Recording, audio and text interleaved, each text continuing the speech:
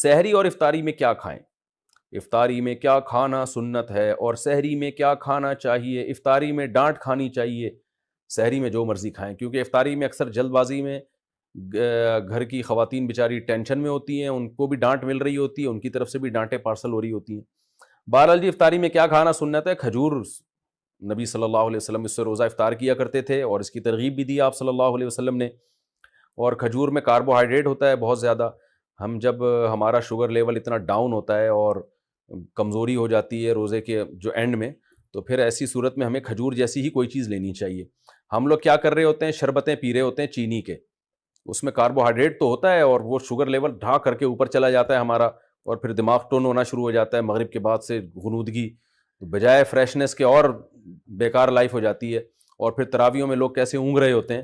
تو میٹھا نہیں کھانا چاہیے افطاری میں، جو بہت زیادہ لوگ میٹھا پھوڑ رہے ہیں، میڈیکل سائنس کی باتیں کر رہا ہوں، اسلام کی بات نہیں کر رہا میں، ایک ظاہر اپنا تجربہ شیئر کر دینا چاہیے۔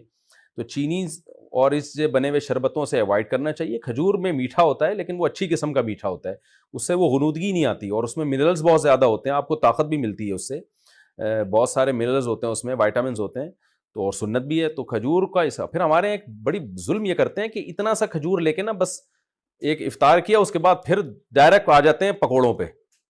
تو کھجور تمیز سے کھا لو بھائی، ذرا اچھی طرح کھا لو، اس میں کیا جا رہا ہے آپ کا، اتنا مزیدار غذا ہے اور سکون بھی ملتا ہے، راحت بھی ملتی ہے، طاقت بھی آتی ہے۔ پھر اس کے بعد آپ تھوڑی بہت جو گنجائش رہ جائے گی وہ پکوڑے سموسے پھوڑ پھاڑ لینا۔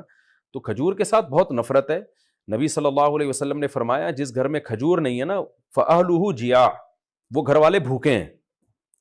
تو اس لیے عرب میں ہمیشہ وہ اپنے فریج میں لازمی کھجور رکھتے ہیں، بلکہ کھجور کو تو فریج میں رکھنے کی بھی ضرورت نہیں ہے، باہر بھی رکھ دیں تو بھی ٹھیک رہتی ہے وہ۔ اس لیے کھجوروں کا استعمال گھروں میں ڈالیں، بچوں کو یہ آرٹیفیشل میٹھے سے بچا کے ان چیزوں پہ لے کر آئیں۔ باقی سحری میں کیا کھانا چاہیے؟ سحری میں بھی کھجور کھا لیں، پھل کھا لیں، کچھ بھی کھا لیں، ڈاکٹر بتائے گا آپ کو، میں کیا بتاؤں گا آپ کو بھائی کیا کھائیں۔ جو ابھی کھا رہے ہیں نا وہ بہرحال نہ کھائیں، جو کچھ پیزے برگر وغیرہ سحریوں میں کھائے جا رہے ہیں نا، پھر سارا دن جو ڈکاریں چلتی ہیں تو اللہ کی پناہ ہے وہ، کیونکہ میں نماز میں آتا ہوں نا تو جو ڈکاریں جس قسم کی سننے کو مل رہی ہوتی ہیں اس سے بہت افسوس ہوتا ہے کہ مسلمان کدھر کو جا رہا ہے۔ رمضان میں یہ حال ہے اور وزن بڑھ رہا ہے رمضان میں لوگوں کا کم ہونے کے بجائے۔